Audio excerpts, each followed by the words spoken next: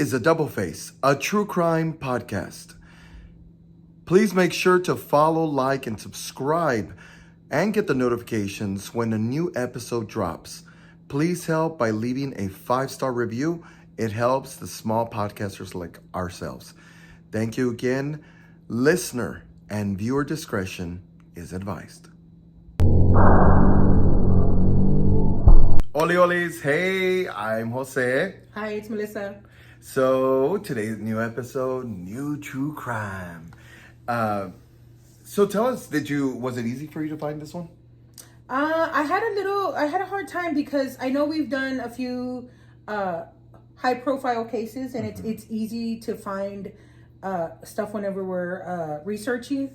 But usually when it's the smaller cases, it tends to get hard. So I went through a few cases this past few days trying to figure out which one I spoke to me. Mm-hmm. So I think we have a good one. Okay, a good. Sad one, but a good one. Aren't they all? Yeah, they are, but I didn't want to sound insensitive. No. No, I think they get that. Okay, whenever you're ready. Okay, so this case is they called it the yogurt shop murders. And it is an unsolved case of the murders of 4 beautiful souls. It was 4 beautiful girls. And I'll go into a little bit of a detail of how what these girls were doing right before they passed, how old they were, and so on and so forth. Okay. Sorry, because I think I just realized which one this was, but go ahead, because I think I could be wrong. So the first one's going to be Amy Ayers. She was 13 years old, born January 31st, 1978. And she loved being outdoors. She loved animals. She loved fishing. And she was also starting to ride horses. So she was also starting to compete in the rodeo. This happened in Austin, Texas. Oh, this is close. Yeah, okay. so it's close. And I like to, when I do research, I like to do any cases that are in Texas. And if I can't find them, then I'll kind of venture out. Yeah. So that's the reason why I picked this one. Starting to compete in the rodeos, started kind of, riding horses, the barrel riding. She was really good at it. Like, she was winning all kinds of competitions all throughout Texas. They called her the horse whisperer because that's how much she loved horses. Oh, wow. So that's a little bit on Amy Ayers. The next one is Sarah Herberson. She was 15 years old, born October 28th, 1976. And she also loved the outdoors. She loved competing. And Sarah and Amy were best friends. So I'm assuming they became best friends because they were both riders. They were both in kind of the rodeo scene. She also loved sports. She was very good at it, especially basketball. She was really good at basketball. And she was also a cheerleader. I was like, these girls... Can they do it all? Right. I was just like, man, these girls were like if they weren't at school, they were... I was in homecoming, that's it. Jesus. They were competing in rodeos, taking care of animals, outdoors, all kinds of stuff. I was like, man, these girls were doing adventurous. And they were so young. So the first one is 13, which is Amy, and then Sarah was 15. And those were best friends. Okay. The next one is Jennifer Herberson, and she was 17 years old, born May 9th, 1974. And she's described as being quick, clever, witty. She was also athletic. And Sarah and Jennifer are sisters. Okay. So she was also the popular kid. When you're athletic, everybody knows everybody. Mm-hmm. She was also a rodeo barrel racer. I was just like, man, all of them were in the rodeo. I don't understand what that means. What is it? So it's what it is that when they're obviously riding the horse and they're having the horse go around barrels, like it's almost like I don't want to say Speedy Gonzalez type, but it's almost but you're going through okay. Yes, like what a car would. Yes. Okay, sorry. Yeah. I don't know how to describe it. It's kind of like that. You're speeding through it to, I guess you're being timed. So you're speeding through the barrels, and it's kind of like getting the horse to go however fast you're going to go. Through it. Exactly. Okay, that's neat. And she got a part-time job at a shop called I Can't Believe It's Yogurt Shop. She was trying to save money for a truck to get herself because her dad was trying to help her get a truck. So She's like, okay, let me, my dad can't afford it all. Let me help out. Let me help. Oh. And the next girl is Eliza. These girls are so great, right? Yes. Really, like all of them had ambitions. All of them had, what they were going to do next in life and what they were going to, I think the first three were going to be part of the, I don't want to get it wrong. I think it's Future Farmers Association, something like that. Future Farmers of America or something like that. Yes, right? Yeah, I'm sorry. I didn't want to butcher it. I put it in here somewhere. But so Eliza Thomas was 17 years old. She was born May 16th, 1974. And she was described as loving country music. She loved going out to the country scene and doesn't, exactly, loved line dancing. Come on, Tim McGraw. She also loved, before she would while she was getting ready with her best friend, right before they would leave, they would do like a little photo shoot. And so there's a bunch of pictures that they show throughout the episode that I watched of her, posing and taking, the selfies. Teenager. Yeah. That's cute. And it's because she was aspiring to be a model. So that's kind of where that, ties in. Oh, okay. Yeah, so she was working on that. So she also worked part-time at the yogurt shop. So that's how Eliza ties in with Jennifer and then Amy and Sarah. So they all work there? No, it was just Eliza and Jennifer. Oh, okay. Those two. And then Jennifer and Sarah are sisters. Okay. So this is the little connection that they have with us. So you and I attended Lanier High School in San Antonio, Texas. Yeah. The three girls, which is Sarah, Jennifer, and Amy, attended Lanier High School in Austin, Texas. Oh, that's cute. That was when I heard that, I was like, oh my God, I have to do this show or this episode. Connected to it. Yeah, because we connected to it. That's something that her and I talk about, like when we're, sorry to interrupt. No, go for it. That her and I talk about is that when we're doing these cases, sometimes it's easier to connect to it in some form, some way, right? Mm-hmm. Because these are pretty gruesome stories, but getting to like connect with it for some reason, it helps us get through it easier. Yeah, exactly. So I know why you're doing it. I like that. So on December 6, 1991, Sarah had asked her mom if she could hang out with her best friend, Amy. Okay. And what they were going to do is they were going to go to the mall, and then from there... As every teenager does. Yeah, because this is 1991, so the mall was huge at the time. At the time, honey. So they were going to go to the mall together, and then Sarah asked her mom, hey, Mom, can I stay at Amy's overnight, and I'll be back tomorrow? And her mom, of course, agreed. Her mom knew who Amy was. Everybody, it's like everybody knew everybody. So she said, get a ride with your sister Jennifer when she goes to work. Okay. She can take you to the mall because the yogurt shop's not too far away. The yogurt shop was on that shopping strip. So the mom asked, just ask your sister Jennifer. She can give you a ride right before she gets to work, drop you guys off at the mall. Then you guys would wait for her, and she'll take you guys home after she gets out of work. So, like any mom, planning it ahead. Already. Planning ahead. So, of course, Jennifer gets home from school. They tell her the plan. Jennifer's like, yes, Mom, I'll take her. It's fine. Don't worry about it. So off they go. And it's right before, I want to say it's like 4:45 when she drops her off at the mall. I'm sorry, one more time? 4:45. Oh. Sorry. I was on 45.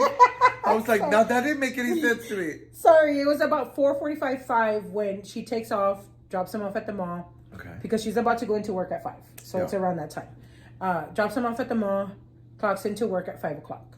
Okay. So she's at work with, she's going to be closing the closing shift with Eliza. So it's Eliza and Jennifer inside the yogurt shop.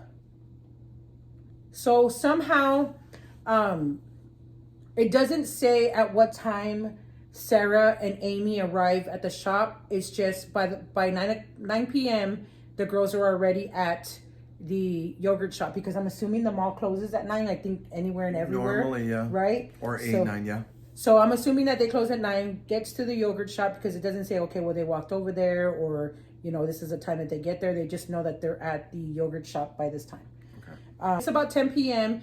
And a young man and his 2 friends walk in, and they're looking at the menu, seeing what they're going to order, and they see another set of men sitting in a booth, and they're older men. So it's those 2 men. Then it's the young man that walked in with his two friends looking at the menu. And this man that walks in describes the girls as having fun, happy, nothing weird's going on. They weren't uncomfortable. They weren't uncomfortable. They didn't look scared. No, not at all. Okay. Around 10 p.m., a young guy walks in with his two friends. Okay. Okay, and when he walks in, he's looking at the menu. He noticed that there's two men sitting in a booth. And so he's there about 15 minutes, 20 minutes, orders his stuff, waits a little bit, and then takes off. So it's guessed that about 11 p.m., because remember, Sarah and Amy are waiting for Jennifer to take them home. Okay. Jennifer's a sister who works at the yogurt shop, and Eliza is the co-worker that's with Jennifer, who's also there. So it's Eliza and Jennifer that work there, and then Amy and Sarah are waiting for Jennifer. Okay. So it's guessed about 11 p.m. The girls are entrapped in the shop with multiple assailants. Wait, how did that jump so quickly? Because the details will play later on into the case. Okay. So I don't want to get too much into it. Okay. Calm down, Jose. Okay, sorry. It's okay. So at 11:47, Austin police officer Troy Gay is patrolling his area, and the yogurt shop is in his area, and he noticed that there's a fire at the yogurt shop. A fire? A fire. So we go from they're trapped to it's burned. It's burning down. Because remember, it's 11 p.m. So from 11 p.m. to the time 11:47, so 47 minutes, it seems that nobody sees anything other than the police officer. So that's why it jumps so quickly. This is so weird how quickly it jumps. Mm-hmm. Go ahead, sorry. It's okay. I'm already itching and making me mad. Because like I said, it'll play in later on as to why I'm going into details so quickly. Yeah.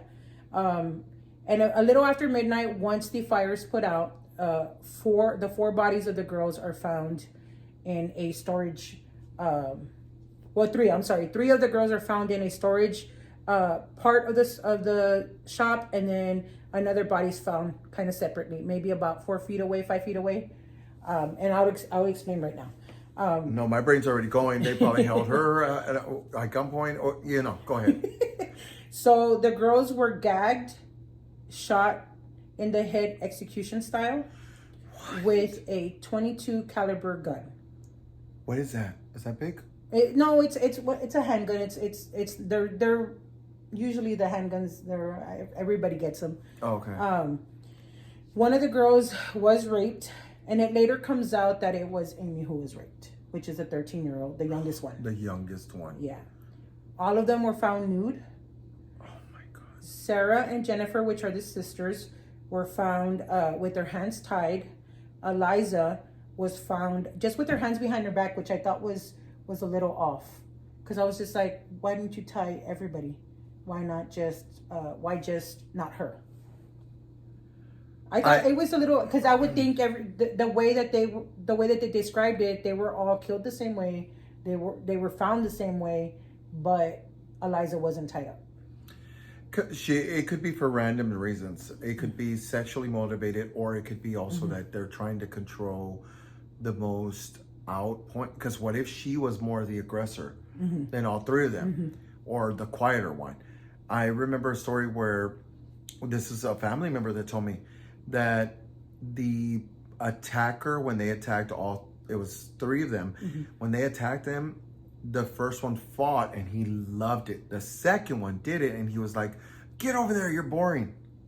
So it could be various reasons. So that makes sense. It's as an example. Yeah, it makes sense now, because she could probably be the one that was fighting harder. And they all sorry. Sorry. I was like, whoa, wait, hold on. And they were all charted beyond recognition. Oh my God. Yeah. The only one that wasn't was Amy. Amy was found separate from the group. Remember I told you there was one body that was found about 4 or 5 feet away. She had 2nd-degree burns to 20 to 30% of her body. Because remember, she's not here. She's over here now. Okay. So it is believed that she probably was trying to escape. She was the only one that was found with a sock-like cloth around her neck. and was shot a second time. So what happened was that the first bullet, how they shot them execution style, it missed her brain. So she didn't die right away like the other girls did. So that's why she was able to try to escape. But because they saw her trying to escape, they shot her again, and that's when she passed. All four of them passed away before the fire. So you mean to tell me that they watched her? They watched them a little bit? Probably. Because I think of it. The reason I'm sorry. No, the go ahead. reason I'm saying that is because my brain's trying to think of. You had to have known schedule wise. Also, you had to have known. You waited to the very last minute, and you also had to know that there wasn't going to be too much like ruckus going on. So I wonder if this was somebody that they knew. It'll play in later. Okay, fuck. Sorry, go ahead. Okay, it's okay, but I love that you're almost there. Just make me a detective. Hurry up. So, where was I at? So she was found with a cloth-like sock around her neck. She was found a separate, so she wasn't charred as much as the girls were. Okay. Because again, she fought for her life because she was trying to crawl out of there. Poor baby. And I mention that they all passed away before the fire? Like it wasn't the fire that I killed was them? gonna ask that. Okay, yeah. The fire didn't kill them. It was the gunshots that killed them. Yeah. So then there was no sign of forced entry. Well, yeah, because they could be the assailants that were there. Yeah, and then they're from the investigation and what they're assuming is that everything that the girls were either tied up with or anything like that was all found in the shop. Okay. So it wasn't like these multiple assailants came in with stuff on them. If anything, maybe the gun, but... So I feel like part of it wasn't fully premeditated because then they would have been prepared with their own items, but it would have been too obvious too. Exactly. You're walking in with a bag. Yeah. So it's one of those things like, maybe not. We can take control because I don't... Yeah. What if the two girls had nothing to do with it and they just wanted the two girls working? It could have been. And then the other girls were just there at the wrong time, wrong place. Yes. On December 10th, 1991, a funeral was held for all four girls. Okay. 1,500 were in attendance. Oh my God, that's a lot of people. A lot of people. Well, they were great little girls, so yes, because they were all in the rodeo scene. They were all friends. They were all over Austin when it came to what they did outdoorsy. And to this day, the autopsy reports have not been released because you would want to know they're how. Underage. Yeah, they're underage, and it's probably too that the parents probably asked for that not to happen. So I was just like, man, it's so heartbreaking for the parents, even as we go through the investigation and through the case and through time, because it's been this happened in 1991, so it's been. I didn't do the math. I'm sorry. It's been forever. I didn't do the math. I was like, man, 25 years. I just thought about it. I was like, I didn't do the math. I'm so sorry, guys. So, on to the notorious investigation. Okay. The investigation started December 14th, 1991, by Austin detective Hector Palanco. Okay. So, they ended up finding a man by the name of Maurice Pierce with a possession of a .22 caliber gun and bullets. Okay. So automatically, Palanco, which is the detective, goes into like, okay, I need a confession. We found you with the gun. You did it. Same gun? Later, it plays out. Chingao, no asking questions aquí. And so he's in this like brutal you know how they take him to the investigation room and he's under scrutiny for like 20 hours. Like, you did it. What happened? How do you have the gun? Why do you have the bullets? So on and so forth. And I think at this time, Maurice Pierce was about 15, 16. So can you imagine being in an investigation room, interrogation room with this detective that's like, you did it. I know you did it. Give me, why do you have the gun? Just pressing him for, why do you have this in your possession at this age? So, of course, he said he later confesses and said that his friend Forrest Wilborn used a gun to murder all 4 girls. Oh, sorry, something fell. It's okay. And it kind of stays like that. They're trying to figure it out. You know how the investigations go. You got to find the evidence other than the gun. Fingerprints and all that good stuff. So on December 23rd, 1991, it's revealed that there's no leads in the investigation. And so how long from that time frame? It was December 14th uh-huh. to December 23rd. So maybe about a week and a half, something like that. Not too long.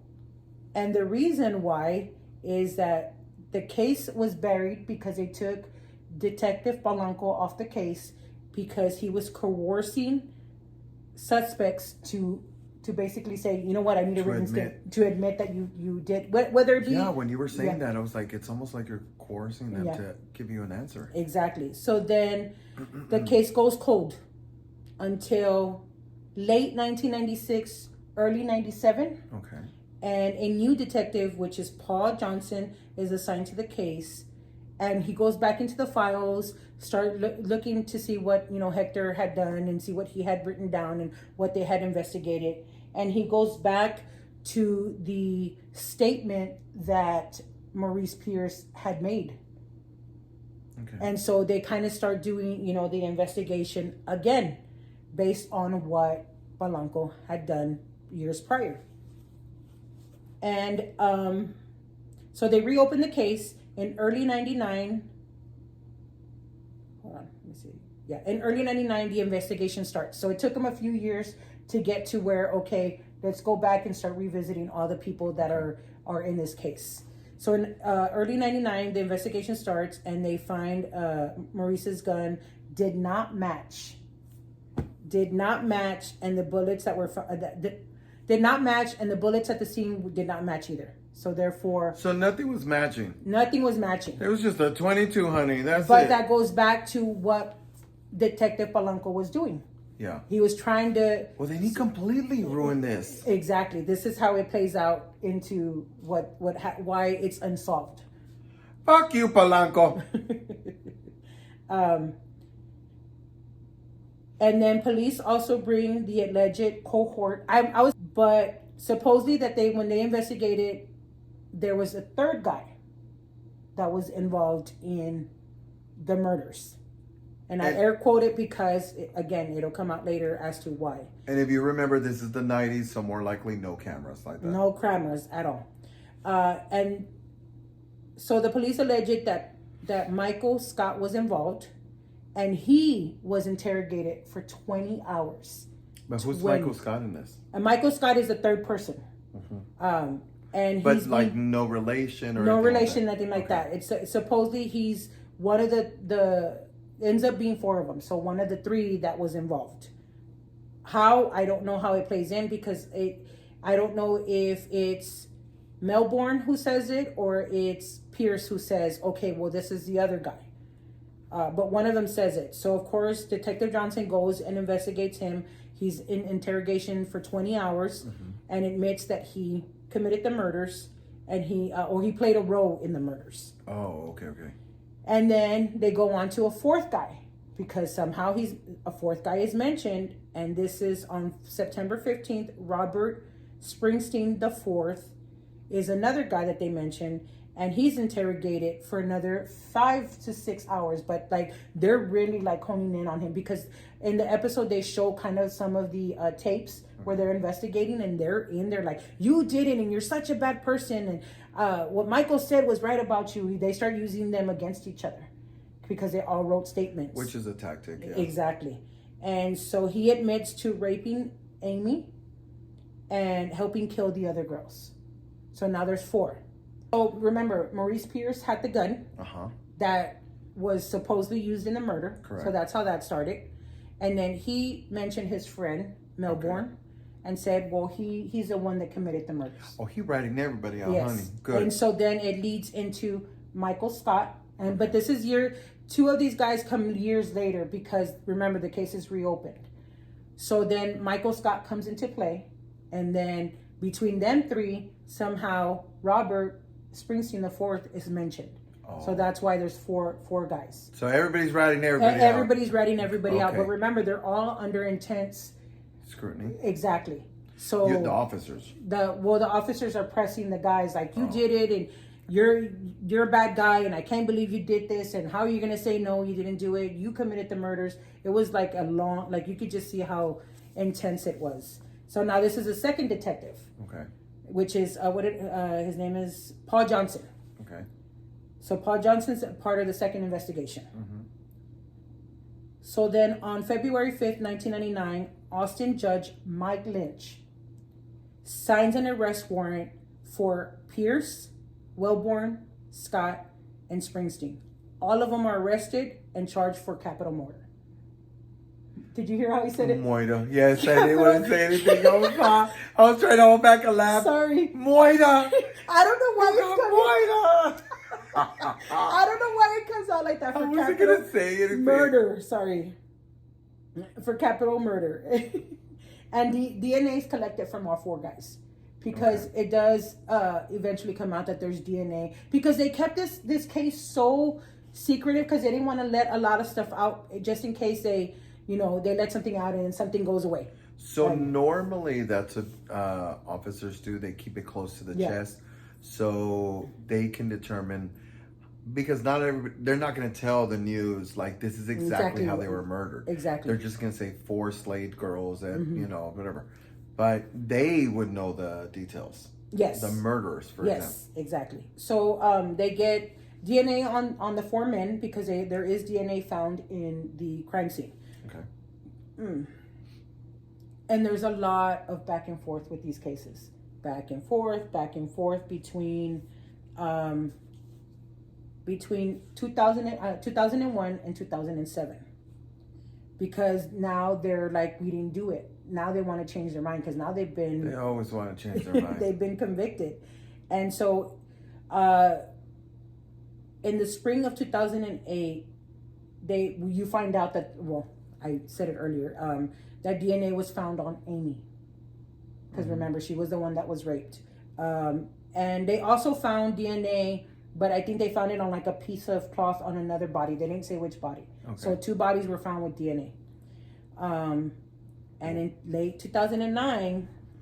They didn't say what kind of DNA? No. Well, the one on Amy was from the rape. Yeah, so I'm saying the other one. The other one they didn't say. The reason I'm asking that is not... It's more to see... were the other ones sexually assaulted in the sense of... Because you don't have to physically insert them or anything like that. But they humiliated them by getting all 4 naked, right? Mm-hmm. And on top of that, you're saying that she had evidence on top of her. So I'm saying, this is going to sound grotesque, I'm sorry. But like semen. On Amy, yes.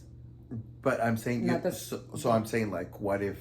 The second body, yeah, it didn't say, it just said DNA. Okay. So, and it showed just a piece of like where the DNA was found. It didn't say like it was a pant or it was a shirt or didn't say anything. It just, you just saw that, and then they mentioned that it was on Amy. Okay. So then in 2009, all charges were dropped against the 4 guys, and they were wrongfully convicted. Because remember, the DNA didn't match. They got DNA from the men, and in 2008, it comes out, oh, we do have DNA, and it didn't match. Who is copying here? Exactly. Who is doing who is not clocking into their work? Exactly. That's what I'm saying. It plays out later. You can't have hot heads as officers. I'm sorry, but how are you going to get upset? You got to stay calm, collected, ask the right questions. How are you going to be so upset? I get it. It's an upsetting thing, but you got to be on it. Like, you got to stay collected so you can listen to them carefully. But so that's already 2 different detectives who have messed up this investigation. It sounds like it. Yeah, they basically did, because it's you're honing in on these men that weren't even involved whatsoever. I think it's because they're getting a lot of pressure from the community, but I'm sure they're just wanting to close the case. But pay attention, there's actual murderers out there. And so during this time frame, from 1991 all the way to 2000, and I think it was 9, They were getting false confessions from all kinds of even high profile serial killers. And of course, because they have the DNA, it's like, you guys, it doesn't even match. You guys weren't even involved. And I was just like, I felt, this is where I was like, man, this family already lost their daughters. Mm-hmm. And then to hear that 4 men were wrongfully convicted. Mm-hmm. And so you haven't found who murdered your daughters or these girls. And then to hear all these false confessions, man, these families have gone through a lot. No, this has been going on for, many years, Mm-hmm. where people like to get the attention and they'll call in and they'll get involved into a story that has nothing to do with them. Some people are disgusting. Sorry, I just want to. No, it's okay. Yeah, I mean, I completely agree. Vile human beings. Because I mean, these guys, I'm just like, how would you like? It's crazy to me. It doesn't make any sense. It doesn't. Okay, so this is where a lot of I'm gonna go into what the theory is, because as this investigation in the episode is going on, they're just basing it on what they have read, what has been put out there, and where the case is at now. Okay. So this is an alleged theory. So there was 2 sets of witnesses besides the two men that were sitting at the booth. Okay. So it was the young man and his 2 friends that walked in at 10 p.m. And then it was a married couple that walked in just right before they were going to close at 11 p.m. So I would say about 10:45. Okay. And both of these witnesses saw these men sitting in the booth. Still. Okay. The first witness is Daryl Croft. Okay. And he was in the shop about 10 p.m. with his friends. Him and his friends are standing in line, and they notice that there is a man wearing a green jacket, and he's kind of telling the customers, speaking to the customers, asking for money, and be like, "Oh, you know what? Okay, go in front of me." Asking for money? Yeah, pretty much. Inside the shop? Ordering, yeah. Yeah, that doesn't make any sense. And so he keeps going and going until he gets to Daryl Croft, and Daryl Croft's like, "No, stay in line. You can stay in front of me. I'm gonna stay back here." I wonder if he knew, like not knew that he was going to do something, but almost like, I don't have a good feeling. Yeah, he didn't have a good feeling. Because why would you? Why? Yeah. I mean, it's very easy to be like, "Oh, thank you so much. I appreciate it." But I wonder why he told him no. He had that weird. I guess it's either how he was dressed or how was he approaching the rest of the customers, that he was just like, you stay there. I'm gonna observe you. So he stays in the back, is observing the man. By the time he gets to the register, which Eliza is the one that's at the register, takes the order and sees that the man walks towards the back of the shop. And so by the time Croft gets to the register, he asks Eliza, "Why did the man go to the back? Like, why is he back there?" And she's like, "Oh, it's because he asked to go to the restroom and I gave him permission to go back there. So he went to the restroom." No, mija. So this is where... So this guy knows that there is something going on here. Because he was already suspicious from when the man kept like saying, "No, go in front of me. No, go ahead and go in front of me." Like, or do you have money? I want to buy something, whatnot. So he already got suspicious. And I'm surprised that it was just only him and the couple and not the rest of the people that were in the shop that weren't suspicious of his behavior. Well, some people just aren't paying attention. And this guy looks like... Because he told him no, right? He told him no. Did the guy tell him anything when he said no? No, he just kind of like, "Okay, well, fuck, I'll stay here." Because normally, like, so... did he say anything to him when he tells him, "No, I'm good"? He kind of says, the guy in the green jacket tells Daryl, "Are you a cop?" And the guy's like, "Just stay there, mind your business. You don't need to know nothing." I wonder... So my theory about that is that I wonder if he had... Because he heard no, and I guess he's realizing that there's something to that, that he thinks he's of authority because the guy's telling him, "No, I'm gonna watch what you're doing. Yeah, I want you to purchase your shit and get out so I can be here." That makes way more sense as to, because that's really a really jumpy comment to ask somebody. Because if I told you, "Go ahead in front of me," and you're like, "No, oh, you're a cop?" That's a weird fucking statement. Exactly. So Croft stays in the shop a little longer than usual because he already gets his order, but he's like, you know what, I'm going to stay and wait for this guy to come out. The guy never comes out. So Oh no. Croft leaves with his friends. I know. Damn it. And he knew. I would have been like, I need to use the restroom too. Yeah, or I'm going to wait. Yeah, damn it. Yeah. Yeah. And I was just like, oh my God, had he made the decision to stay, man, I think would have been. Well, I don't know if it would have. I mean, let's be honest, because he had a gun. The guy had a gun. One of them had a gun. Mm-hmm. So I think it would have turned out the same way. So he leaves with his friends.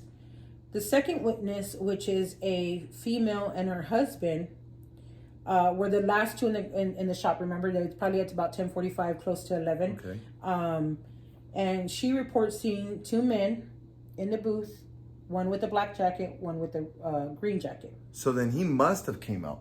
No, this was probably he probably Because came you're out saying after. Daryl, Yeah, the other guy said he tried waiting as much as he could and then he left. You're right. So the other ones finally said, I saw them too. So which means, wait, what two did you see? The wife. No, what two did you see? Do you see what I'm saying? Oh yeah, yes. I'm sorry. No, I'm saying like, what if Daryl was still in the back? Yes. And what two guys are you referring to? Exactly. Because you said that there's about 4 players, right? Yes. Allegedly. Yes. There's 4 players. There's only 3 present. Mm-hmm.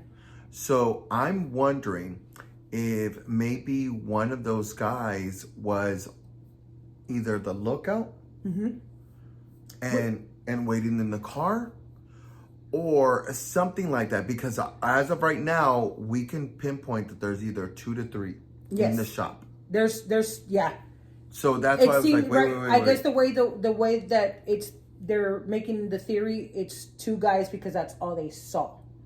And they're assuming did they describe what they were wearing? Yeah, it's the Oh, I'm sorry, I got hit. I'm sorry. Because the couple describes the 2 men that were in the shop, which was the one in the green jacket and one in the black. But I didn't realize it at the time until right now when you mentioned it, and he had to come back out. Yeah. Yeah. He had to have known, meaning, you know how some shops, I'm sorry to keep going into these. No, it's okay. You know how some shops have like a little bell to let the person know, 'cause especially when they're small and not that big, to kind of ding dong, to let them know. I wonder if he heard that, didn't hear any ruckus, and then he was like, God, I'll come out now. Yeah. So now that you say that, obviously he did come back out, just not in the time frame that Daryl Croft was there. Exactly. In order for the couple that was there later on to see that they were witnesses to seeing those 2 men with the same jacket and the green jacket and the black jacket. I wonder if they were homeless. Go ahead. Sorry, I'm sorry. Let me see. And she reported that seeing the same 2 men, green jacket and the black jacket. And she said that they were acting weird. Like, it made her skin crawl to where she was just like, this doesn't feel right. So it's a second. No one calling the cops. Exactly. No one. And this is where she has her back towards the girls and the men that are sitting in the booth, because she could see like through the reflection of the window. So she's like facing out. Yeah, she's looking out, and she could see that the girls are closing up. They're filling the napkin dispensers. Okay. And they're sweeping, mopping, and they're picking up the chairs and putting them on the tables as they're let them know, like, wrap this up. Exactly. And she goes, as we were leaving, there were still 2 men sitting at the booth, and it looked like they weren't going nowhere. That they're staying put. They're not moving. And I'm just like, and mind you that the shop closes at 11, so this is like right before closing. They're at the very tail end of it. Yes. So as the couple's leaving, Jennifer is following them so she can lock the door and turn the sign to say, sorry, we're closed, so nobody else comes in. Mind you, the men are still in there. But she's closing the shop so that way. And this one doesn't say that they've mentioned to them, like, hey, guys, we're about to close. Thank you so much. Nothing? No, because it doesn't. I guess all the witnesses see is just that the men are still there. the last set of witnesses. I'm sure these girls were intimidated by them as well. Probably, or they probably just thought, okay, well, they're gonna finish up and then they're gonna leave. So that it did. Of course, you'll never know if they were scared or not. I'm sure they were. They were girls. Yeah. And not saying that girls are scared. I'm saying they're teenage girls. So till this day, it's not like these men. So remember, Palanco was part of the first investigation, Correct. and Johnson was part of the second. Nowhere in these two investigations did these detectives go into these witnesses that were the last to see the girls alive and say, hey, where are these two men at? These four witnesses were the last to see these men in the shop with the girls before it closed. So these men have never come in and say, hey, you know what, it was us guys, we didn't do it, like, you want to clear our name, here's our DNA. Oh, they've never come. Yeah, remember, it's an unsolved case. Oh my God, this is horrible. They had to have known that. I find this interesting, first of all, before I make this statement. Who said that they're there? So it's the couple. No. Who said that the couple was there? Because they came forward and they said, hey, we were in the shop and this is what we saw. Okay, the last ones. The last two. And then, so they did come up. well, yes, the couple did, but the men that was wearing the green jacket and the black jacket have never come forward and say, hey, yeah, we were in the shop. Yes, we did leave. Oh, you mean to clear their name? To clear their name. Yeah. No, baby, they're part of this. Exactly. No, of course. So that's not. why the theory is that those two men are probably the ones that committed the crime. And you said earlier that both of them were almost described the same height. One was 5'6". Same race. One was 5'6", one was 6 feet tall. So one was bigger than the other. Yeah, taller than the other one. Exactly.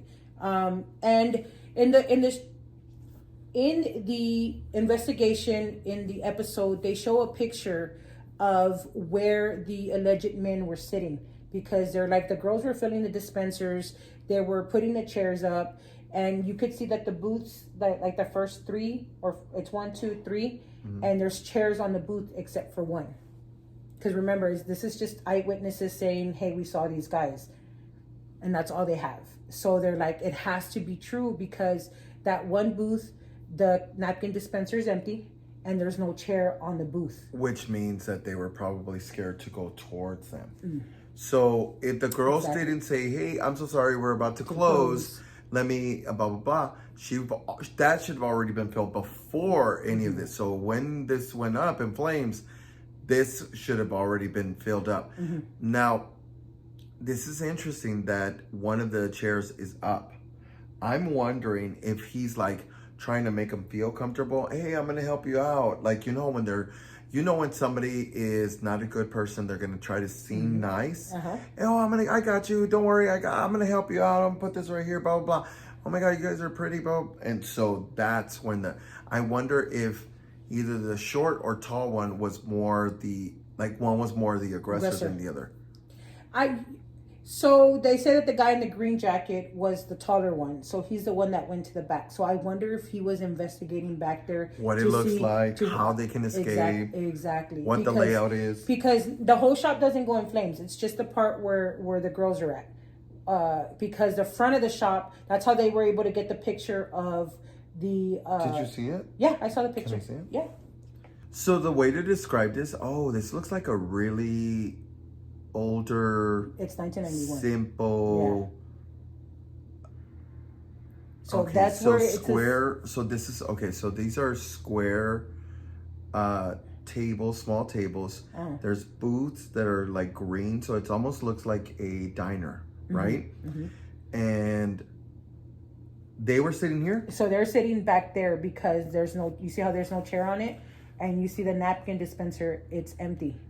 So they never got to fill it with the napkins. So the way this looks like is just to kind of lay out the setup is when I'm assuming you walk in, you come up to these square tables with 2 chairs on each table. There's a wall to the left, and on the left there's just green booths that are like front back, right? And There are chairs that are already up in the middle. There are chairs in the first and second booth. The third booth that is left behind, which is right next to the trash can, which is close to the register, that booth is not touched, meaning there's no chair. I mean, you can't put chairs on there, but... Well, the one chair that's flipped over so that way they can sweep and mop. But there's no chair there. No, exactly, yeah. Like, oh wait. Because it's assumed that they were sitting back there. Yeah, there's no chair there. So there wouldn't be a chair, but that you can clearly see the dispenser. It's filled on the one before it, but not on that one specifically. So they sat there the entire time. It looks like this old country, small little building. It gets very mom and pop shop. Yeah. It's very, very simple. Very simple. So what, oh, these girls were beautiful. Yeah, I was going to show you a pic. I did screenshot a picture. I just think this is really, there's got to be something more to this, even if they were homeless, right? Because they didn't have money. They were panhandling inside the store. They were comfortable enough inside the store, not to be, to know that if they panhandled in the store, which means they're begging for money, and they're not going to get like kicked out. So they were comfortable enough to do that. And also what they're saying is because, you know how I told you it's on a shopping strip? Yeah. Nobody heard anything other than the gunshots. They didn't hear them screaming. They didn't hear like scuffling or anything like that other than the gunshots. They didn't hear like the... And it doesn't show, I'm sorry to interrupt. It doesn't show where they were located. It shows, let me see if it'll come out. I don't want to show that. I just want to see it. Like, no, I want to see how small. So the shop, when you walk into it, you have the tables. All the way to the left, you have the booths. When you walk all the way up to the register, the only way you can go to the back, to the restrooms, is you have to go around the front or around the counter. Yeah. And then on the right, there's a door. When you walk in to the left, there's this opening gap area. In that, to the right, there's 2 restrooms. And between that, there's a sink. Outside of that, that's like what we mentioned for mopping. Now, the what's her name? That would be Amy. Amy is laying right between the 2 restrooms. It's straight in between the 2 restrooms, close to the sink. The other girls are further out, which looks like it would be the exit. Because this looks like a door, right? Because look at the frame. So this door looks like it's a double door exit door. And next to that, it looks like... It's probably like storage right there, because that's kind of what they mentioned. Correct. So this... Well, one of the girls is facing towards there's a back room that's like a storage room. The 2 girls, so this is heartbreaking how they're like laying on top of each other.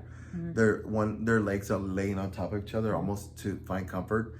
And then there's one by herself. This is really heartbreaking. They must have known that they're gonna get away with it somehow. Like, so it's also... Yeah, so it's also... Oh, yeah, it's really small back there. Yeah. Well, the reason it is that, look, they must have not come out through the front. No, they went through the back. They went through the back. Yes. So the door, you see how they have it open in this? Because they find it open when, after like they're investigating in the fire, they put out the fire, they see that the door's open. So tell me exactly where the fire is. So the fire is kind of back here because the girls are back here. Because remember, when they took the picture, there's nothing up here. So it all happened back here. So this isn't an engulfed fire. This is just like a little starter fire. Did they pour? Yeah, so they poured gasoline because, again, the way that they theorized it is that they either had their own gasoline or they found it within the shop. Because I was going to say, it's a yogurt shop. Exactly. What are you using gasoline? So it's also theorized that these guys... I wonder if they used a product. It could have been. Right, like, because there's so many flammable products in there. So it's also theorized that these guys targeted these girls because they could have hit up any other location in the shopping strip and had more money because it wasn't for money. Yeah. So either they suggested that these guys followed Amy and Sarah in the mall when they were walking around and followed them to the shop when they were waiting for Jennifer, or these guys were parked outside the shop and watching the girls and knew, okay, this is our target. I think they did. I don't know if they had car. Does that make sense? No, yeah, it makes sense. Because how are you asking for money? It just doesn't give me the impression of unless you needed gas money. And maybe that's how they got the gas. But I don't see, because nobody's mentioned anything about bags, right? No bags. It was even just though them. Yeah. even though you can hide a bag next to, if you're on the booth, you can to the right or to the side of you, you can hide a bag. Yes, if it's sitting right or laying next to you. But I guess I'm trying to figure out what their next move as these murderers are. You rape them. You're starting to freak out. You didn't prepare. I'm assuming that they didn't come at all with anything. They grabbed something around there. They probably are smokers, so they turned it on. And so automatically that's how they lit the fire. Because I'm not getting anything that you're going to light a match or anything like that. I'm assuming one of them is a smoker, right? Well, at least because the bodies are the only things that are really burning at this point, right? Yes. Not the building. Not the building. They're just seeing smoke. The officer sees smokes, calls 911, does all that good stuff. And that later comes out. That's why the way they described it was, it was in flames. So I thought it was the whole building. So as I went through the episode, I saw that they took a picture and I said, well, it wasn't the whole building. It was just where the girls were at. Yeah. It was, meaning they wanted to get rid of evidence. Exactly. So. But little do they know is they left a DNA behind. But to this day, it's in the database, but nobody has they haven't found a match because they have yet to. That was in the back. Yeah. So, well, because they were burning, something else has got to burn. So it looks like the back of that little room. Yeah. That little storage room. Or the office, I think, because they were closest to the office. So the very back before you exit, it said that there was like an office, which is that storage area as well. Because it shows that it's in like that did burn down. Yeah. And then right across where the yogurt shop used to be, they have a little plaque with their names on it. Oh, poor babies. What is interesting, because there's a really big business right next to it. Exactly. And nobody heard nothing. And nobody called 911. Nobody said. They took the officer who was patrolling, Officer Gay, to patrol and say, oh, I see the fire. Let's put it out. I find this interesting that they didn't leave fingerprints as well. Because the way they're exiting, they're not prepared. Automatically tells me that this is it's going to be chaotic. It's going to get chaotic. One got physical. They all are dressed. Where are their clothes from from their bodies? Did they undress in the front? They undress it.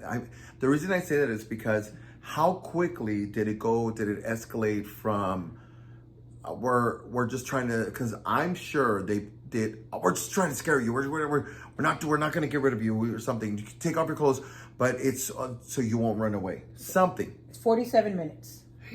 So it's 11 when she locks the door, and 11:47 when the officer sees the flames from the yogurt shop. But 47 minutes, meaning all of that happened. Yes, but they didn't say how far within those 47 minutes those girls were murdered, right? Did they give them enough chance to have a conversation? Did they? Because one of them was crawling, so she was in the back. Yes, she said she crawled.